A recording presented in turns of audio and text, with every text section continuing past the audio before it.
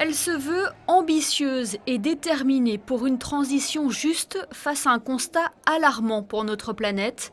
Depuis début décembre, la ville de Katowice, dans le sud de la Pologne, accueille près de 200 pays pour la COP24. Cette conférence des Nations Unies sur les changements climatiques est un rendez-vous déterminant qui doit permettre l'adoption des règles d'application de l'accord de Paris dans le but de le rendre pleinement opérationnel. C'est toute l'histoire de Katowice, c'est tout notre ici enjeu des travaux, de mettre en œuvre, de mettre en musique ce principe via des directives d'application. C'est un travail extrêmement technique, extrêmement complexe, mais sans ce travail, il ne va pas y avoir de traité de Paris. Ce que je viens de dire au début de mon intervention lors de la COP, sans Katowice, il n'y a pas de Paris. Donc vraiment, pour lancer la politique climatique globale, mondiale, il faut qu'on arrive à un résultat ici à Katowice. Les différentes catastrophes climatiques de cette année, le dernier rapport du groupe d'experts intergouvernemental sur l'évolution du climat, sont la preuve de l'urgence à agir. Les intervenants sont unanimes, les pays doivent poursuivre leurs efforts afin de plafonner le réchauffement climatique à 1,5 degré. À Monaco, plusieurs actions ont été réalisées en ce sens, et ce, dès l'adoption de l'accord de Paris en 2015. À titre d'exemple, la principauté a multiplié par 3 en 4 ans sa contribution au Fonds vert pour le climat.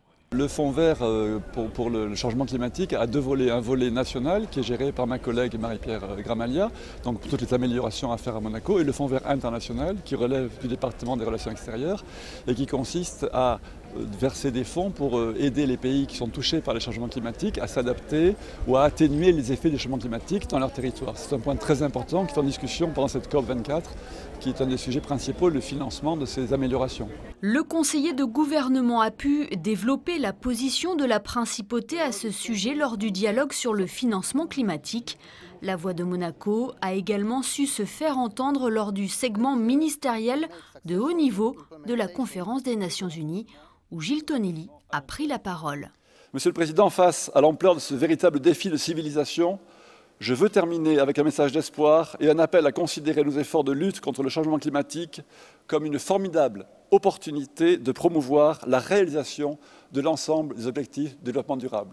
Épreuve de l'implication totale de la principauté dans cette COP, Gilles Tonelli a signé une convention de financement avec la Climate and Clean Air Coalition pour soutenir ses actions en lien avec le changement climatique, la qualité de l'air et la santé. Tout au long de la COP24, la délégation monégasque et notamment la direction de l'environnement a activement participé aux négociations. À noter qu'une part de ce travail s'est faite au travers du groupe d'intégrité environnementale dont Monaco est membre, aux côtés de la Géorgie, du Liechtenstein, du Mexique, de la Corée du Sud et de la Suisse. La direction d'environnement est en charge de participer aux négociations qui vont conduire à l'établissement de la feuille de route de l'accord de Paris qui va générer toutes les obligations des États pour ces prochaines années en faveur du climat, pour essayer d'atteindre l'objectif de garder le réchauffement climatique en dessous de 1,5 degré. La COP24 à Katowice, ce sont également plusieurs conférences en parallèle aux segments et dialogues de haut niveau. Son Altesse Sérénissime le Prince Albert II s'est exprimé lors de la rencontre intitulée « Sport au service de l'action climatique ». Il a souligné le fait que les grandes lignes de la COP sont en adéquation avec l'agenda 2020 du Comité international olympique.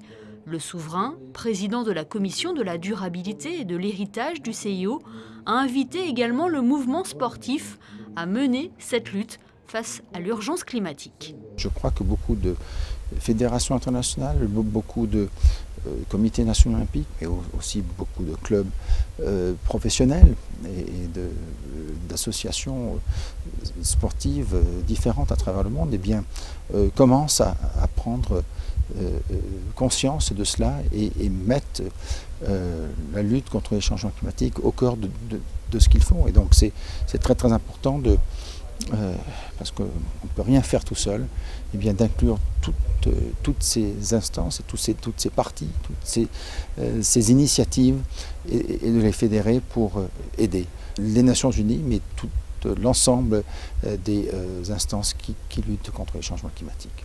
Les hivers doux, l'enneigement incertain, les températures en hausse ou les conditions météo imprévisibles, la pratique sportive est déjà fortement affectée par les changements climatiques.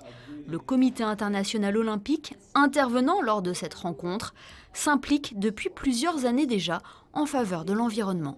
Le développement durable est un des piliers fondamentaux de la nouvelle feuille de route du mouvement olympique et à ce titre, le CIO s'engage aujourd'hui encore plus fortement dans l'action climatique avec tout le mouvement sportif derrière lui, que ce soit les fédérations internationales, les comités nationaux olympiques et les athlètes. Et pourquoi c'est important? Parce que nous sommes à la fois contributeurs d'émissions de carbone et nous sommes aussi affectés par les changements climatiques. D'où notre engagement extrêmement concret. Et aujourd'hui, nous avons annoncé la parution de 2 guides, l'un pour les Jeux olympiques et l'autre pour le mouvement olympique.